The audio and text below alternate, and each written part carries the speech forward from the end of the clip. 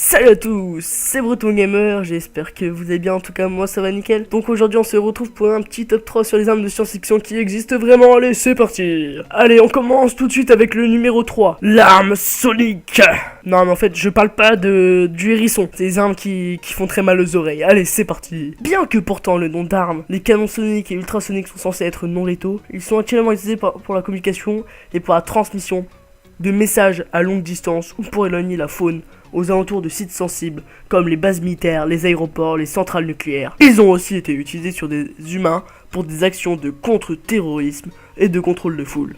En effet, à une puissance modérée, ces canons peuvent causer nausée, désorientation et inconfort, obligeant donc les victimes à s'éloigner. Ce procédé a déjà été utilisé, notamment par la police israélienne et aux États-Unis pendant une manifestation contre le G2O à Pittsburgh. Néanmoins, des études ont montré que l'utilisation d'ultrasons à haute intensité à des fréquences de 700 kHz à 300,6 MHz ont causé des dommages internes corporels sur des souris de laboratoire.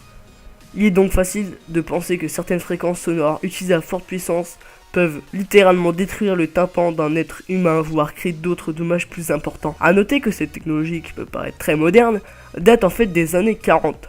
Les premiers prototypes du genre ayant été développés par l'armée allemande.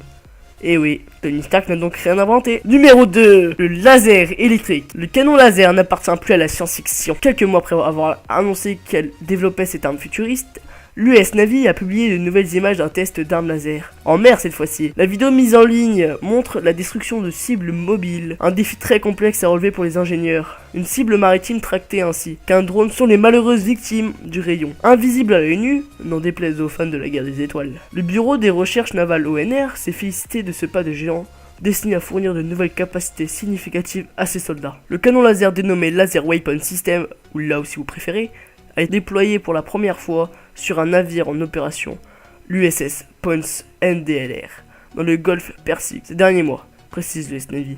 Ces essais sont historiques, non seulement parce qu'ils ont montré que le canon laser fonctionne sur un de nos navires, mais aussi parce que cette arme a été parfaitement intégrée dans le système de défense. L'arme laser est en développement dans la marine américaine depuis plusieurs années, et les avancées technologiques sont prometteuses pour les militaires. Non seulement, il s'agit d'un équipement moins cher à mettre en œuvre qu'une arme à munitions classique, mais il est aussi moins dangereux.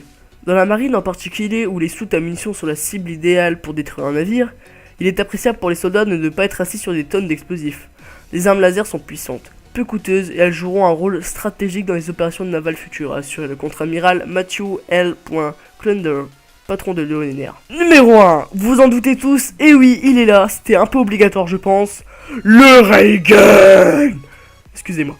Connu également sous le nom de canon électrique, le Ray Gun est une arme à projectile utilisant la force électromagnétique. L'idée est de concentrer de l'énergie sur deux rails parallèles et de déclencher une impulsion électrique sur un projectile placé entre les deux. Cette arme est encore à l'état de prototype à un stade avancé. Il est fort possible que dans le cadre d'une utilisation militaire, il soit réalisable sur le papier d'envoyer un projectile non explosif à une vitesse de 350 mètres par seconde, pouvant atteindre une cible de 5 à jusqu'à 350 km de distance. A titre de comparaison, une balle de FAMAS peut atteindre 950 mètres à la seconde. Donc oui, il y a comme qui dirait un bon gros avancement entre les deux. Donc les gens, c'est tout pour aujourd'hui, donc j'espère que cette vidéo vous aura plu. Moi sur ce, je vais vous laisser sur ça. N'hésitez pas à vous abonner à la chaîne si ce n'est pas encore fait, à lâcher un bon gros pouce bleu comme on les aime. Vous pouvez aussi me rejoindre sur mon Facebook qui est là, dans la description et aussi sur ma chaîne hein, dans les liens personnalisés. Donc les gens, je vous dis ciao et à plus dans une prochaine vidéo. Ciao ciao.